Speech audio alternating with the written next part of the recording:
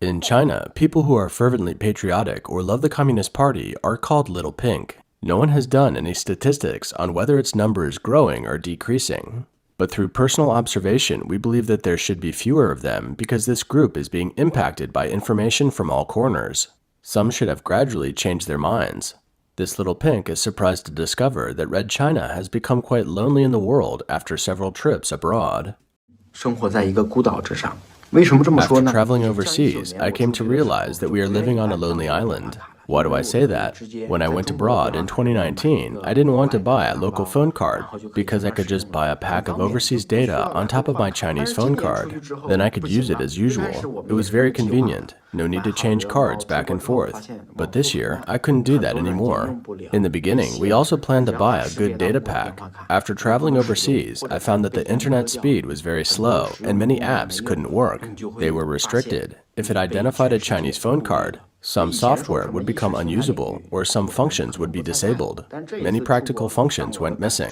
You will find that you are cut off from the rest of the world. In the past, we might not have cared much about what ideological stuff that was said, but this time, when I went abroad, I really felt it. Some countries have become so hostile to us because of the export of ideology. This is very confusing. There is no trouble between us, but they are hostile to us. You people at home may not understand this phenomenon. When we try to say or do something, we get blocked. They are very powerful. I never imagined that I would encounter such a situation before. But this time, when I went abroad and encountered a lot of things, it suddenly made me understand that these bad governments are really not human. They are really evil. They are trying to dig a hole for you, create obstacles for you, and contain you. They just don't let you live a good life. Really, it hasn't been easy. We are excellent to be able to achieve what we have today. At the same time, we must also strengthen our self-examination. We must stick to our ideology, not be swayed by them. I think it's an awakening. I suddenly realized this. I didn't feel much of it before. This journey has given me a lot to look back on slowly. It is a shame that this Little Pink, upon feeling lonely, has instead been inspired to adhere more strongly to the communist socialist ideology. The Chinese Communist Party, CCP, has all sorts of logic. One goes like this: China is strong, which proves that the Communist Party has done a great job leading the country and the Chinese people have risen. Another is that when the country has many problems, it doesn't matter, because the more difficulties the nation encounters, the more they inspire people's will to fight, thus strengthening the nation. So no matter how hard you try to think, people who have been immersed in this culture since kindergarten will have a hard time avoiding the logical traps that the CCP has prepared for the people. In fact, people who love the party are not only limited to the younger age group. Some of the older ones, too, are often referred to as old pinks. They have lived through the era of Mao Zedong, which has branded many of them. In the era of Mao Zedong, we women weren't like this. We weren't controlled by the Japanese or by the Americans. Look at you. The way you look. People say that when you get older, you have to dress up. You said it well. You've changed. Don't you think you're anything special? You have become puppets of the Japanese. Son of a gun. Look at what you're wearing. Who dresses like this? You're too high class. Guided by the official Chinese media, the Little Pinks generally feel favorable about the Russian army in the war. They think that the Russian army is a great hero when it moves forward and has great wisdom when it retreats. It is invincible when it goes well and is playing a very big game when it doesn't go well. Dear Russian President Vladimir Putin the Great, I am a member of the Russian military. My code number is MT904973, a Chinese soldier from China. I am here to plead with you to give me control of the nuclear weapons. I will not hesitate to press the button wherever you want me to strike, except my homeland, China. I will bear all the blame for you, and all the consequences will be mine alone.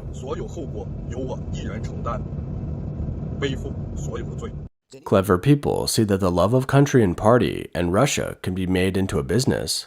So this man dressed up as a Russian soldier and live-streamed on Douyin, which is the Chinese version of TikTok. Hello, Chinese friends. We are at the nuclear power station in Kharkov, Ukraine. We have just fought with the US 1st Marine Division and caught a big fish. This enemy was quite unruly, so I went up to him and slapped him around. Now he is quiet. The man posted videos claiming to be on the front line in Ukraine, and within a short period of time, his Douyin channel surged by 400,000 followers. Then he started live streaming and selling goods to his fans in Chinese. He sold various Russian products, including honey, beer, vodka, and other Russian food, and managed to gain the support of his fans, allowing him to sell at least hundreds of items. However, some sharp-eyed netizens found that the IP locations of the videos posted by the Russian soldier on Douyin all came from China's Henan province. When the netizens listened carefully, they noticed that the person's not-so-fluent Chinese actually had an accent of Henan. The following paragraph is not dubbed in English. If you know Chinese, listen to it. Does it have the accent of Henan province? 中国的朋友们，你们好。我们现在乌克兰赫尔松的热电厂捉了一名吃头，是美国骑兵第一师的。他妈的不老实，我上去啪啪啪，找过了一把 M111，非常的精良，非常的好用。 It turns out the night in Henan province became the night in the countryside of Russia. The thermal power plant in Henan became the nuclear power station in Ukraine. Communication equipment became weapons devices. The Chinese man, Wang, anti-American. After being exposed by the netizens, the fake Russian didn't bother to explain or admit his mistake, but directly changed his account name to Wang Kongmei, or Wang Anti-American, which means fight against America. He continued to use patriotism to do his business. The Chinese netizens no longer believed it, and the incident became increasingly heated, with the Douyin platform finally blocking the account permanently for impersonating a Russian soldier and publishing false information. There are many incidents where the love of young or old pinks is misplaced. For instance, this man seems to feel wronged because of something, and he feels that the communist officials shouldn't have treated him in such a way. I love the party more than I love the people. I would never do anything that would harm the party or the country. I asked them, the local officials, to check out my history and what I used to do at the local level. I was also in the security business. When I returned to the local level in 1980, I also participated in the stability work requested by the local government. I think they've handled things very badly in this position. To put it bluntly, they are trying to act in a reckless manner, doing nothing as to describe it kindly. They are actually screwing things up. They are reckless in treating us veterans without a proper understanding of the situation. They wanted to stop us from this operation, so they asked the travel agency to cancel our trip. What do you think these people are doing? Can they be considered Communist Party cadres? I don't think they are qualified. We are such a big country, and I demand that they, the officials, really understand what we veterans are trying to do. It seems that this older man doesn't know that he isn't allowed to talk nonsense in China. Or maybe he already knows because we don't know if any police have tried to reach him yet. The main task of online police in China is to constantly search various websites and various nodes on websites, especially all the forums of various websites, and take appropriate measures once they find content that are anti-party and anti-socialist remarks, personal attacks on leaders, etc. For example, the name of the current party leader has become a highly sensitive term. Now just mentioning him isn't allowed. You can mention anyone's name, but if you mention his name, you have a problem. This police officer said, "Don't you know what period of time it is?" I said I knew, but I didn't expect it to be sensitive to such an extent. The police officer was probably relaxed the more we talked, and in the evening breeze, he lit a cigarette, took a puff, and said, "Do you think I'm willing to come and interrogate you? Do you think I am willing to do this job? Let me tell you, we have many big cases, important cases waiting to be solved but can't be solved. Every day, a large number of police officers are assigned to monitor how the people talk to see who is commenting on him again.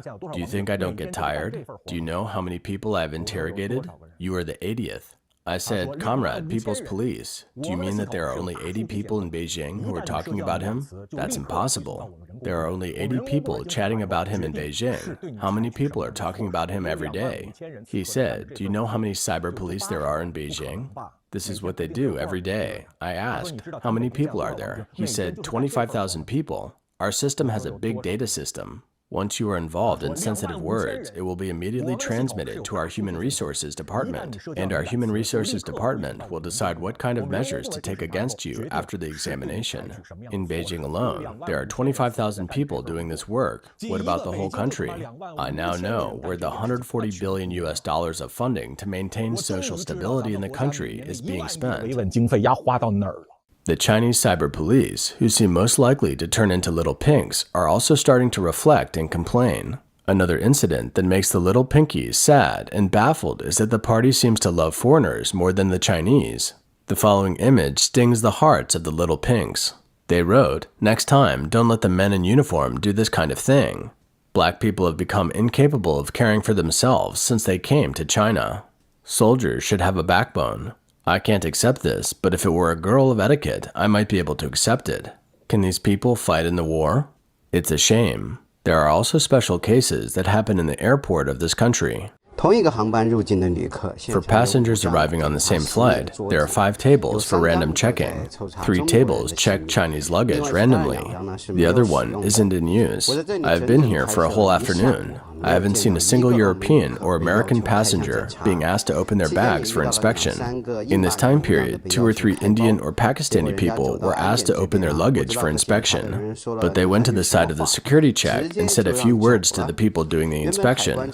Then they were let go. It's normal for customs to conduct random checks, but to target a certain area or a certain color of people is unacceptable to us. Do you think this is happening in the US? No, it's Tanzania. The CCP has undertaken many infrastructure projects in Tanzania as part of its One Belt, One Road project, including constructing an airport. This country is in South-Central Africa and has one of the strongest ties with the CCP. Tens of thousands of Chinese people are here to strike gold, but it looks like the country's airport is trying to strike gold from the Chinese. Paying money, 200,000 shillings, it's not a lot. I paid about 200,000 shillings, that's about 588 yuan, or 80 US dollars. Oh, that is about 600 yuan. We have no choice. It seems that they don't check on the Indians, Pakistanis, Europeans, and Americans. Yes, there isn't anything we can do about it. They target only the Chinese because Chinese people have money. We can't do anything about it.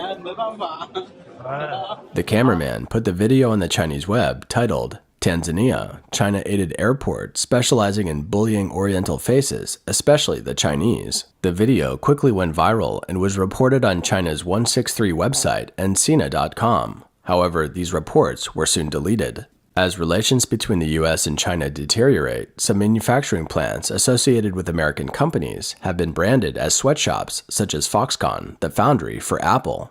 Such reports have been successful in provoking the outrage of little pinks. Chinese media, which used to praise Foxconn for creating jobs, have turned to criticize the Taiwanese company heavily in line with the party's new directives. Government agencies are also secretly investigating Foxconn. Since 2018, the Foxconn Group has been involved in the sweatshop controversy. However, as the wave of foreign investors leaves, more and more Chinese workers are discovering that what the Chinese media are saying isn't true. Does Foxconn count as a sweatshop? From my experience at this factory and other factories I've worked at, it's not really a sweatshop. It's true that Foxconn often works overtime and employees are encouraged to work overtime, but Foxconn can guarantee that overtime is paid according to the law. Overtime work from Monday to Friday is paid 1.5 times the normal working hours. Saturday and Sunday are twice the normal hours. Foxconn has always paid overtime to its employees in this way. Just this point alone, you see how many enterprises in China have failed to do it. There are many who can't do it. I am in Xi'an, and I have been in the machinery industry for a long time.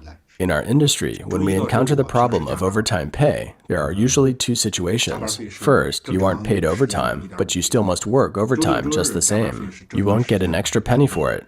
Second, for each hour of overtime, one gets 10 yuan, or 1.3 US dollars.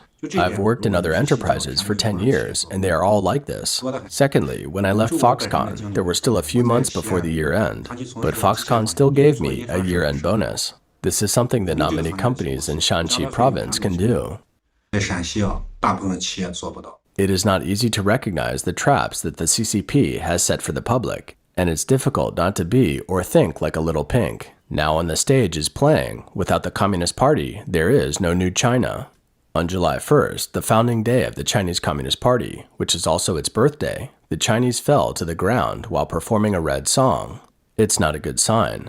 Can such a scene wake up some of the little pinks? Finally, let's look at the performance of over 1,000 students to welcome the arrival of the CCP officials. This performance is called tabletop dance. Can you think of any reason why children should not be able to dance freely away from the desk? Why did the Chinese education officials invent this dance? Perhaps the CCP is obsessed with turning independent-minded children into desk and chair-bound human beings. Such uniform mechanical movements are beautiful in their eyes, and allowing people to move their upper bodies is called giving freedom. As for the number of participants, the more the better, of course.